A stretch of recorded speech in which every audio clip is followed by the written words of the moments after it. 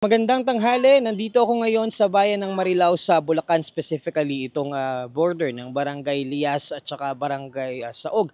Kung makikita nyo, ito yung current flooding situation dito sa kanilang area, talubog pa rin sa baha. Kahit ngayon medyo mainit na, hindi na may paunti-unting pag-ulan pero nakikita na natin yung sikat ng araw. Pero bagaman nandiyan na yung sikat ng araw, hindi pa rin humuhupa yung tubig dito. Kung makikita nyo dito, mayroon tayong poste.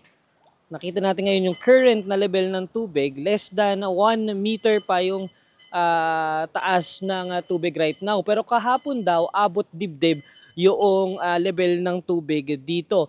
If mag-forward ka pa doon sa diretsohin mo pa ito, kasi ito kapag diniretso mo, ang labas na yan, MacArthur Highway. Kapag diniretso mo pa yung kalsadang yan, talagang hanggang bewang pa rin yung level ng tubig sa ngayon. Actually, dapat papunta tayo dito sa area na to, pagpapalabas ng MacArthur Highway, kaso yung sasakyan natin hindi na kayang dumaan dito dahil nga sa taas ng tubig, kaya napilitang iwan na lang muna doon. Kung titingnan mo ngayon dito, may mga parte naman dito sa lugar na to na humupa na yung baha, katulad dito sa area na to, medyo humupa na yung baha. Pero just a reference, para ipakita ko sa inyo kung gaano kataas yung tubig dito kahapon, as told ng mga residente dito sa area na ito, dito sa area na to, wala nang tubig, di ba? Kung makikita ninyo, halos sumupa na yung tubig. Pero kahapon, kwento sa atin nung isang residente dito, umabot dito yung level ng tubig. Ganito kataas yung level ng tubig in this particular area. Kung makikita mo nga dito sa loob, kung pwede natin ipakita, no? Ayan, yung loob ng gate na to, lubog pa rin sa tubig. Meron pa tayong nakausap din dito naman sa katabing o katapat na bahay dito. Wala nang tubig sa ngayon, pero kung makikita nyo, ito yung level ng tubig kahapon. Kung makikita nyo dito, merong guhit.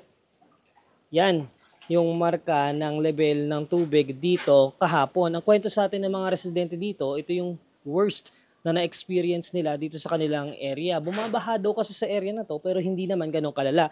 So imagine, kung pwede natin ilapit dito, ganito kataas yung naging level ng tubig kahapon, yung brown na yan, nung bagyong Ondoy daw, back in 2009, around nandito lang yung taas ng tubig. So, yung mga residente dito sa area na to, talagang they are saying na yung na-experience nila kahapon dito sa kanilang lugar ay mas malala pa doon sa na-experience nila noong bagyong Ondoy.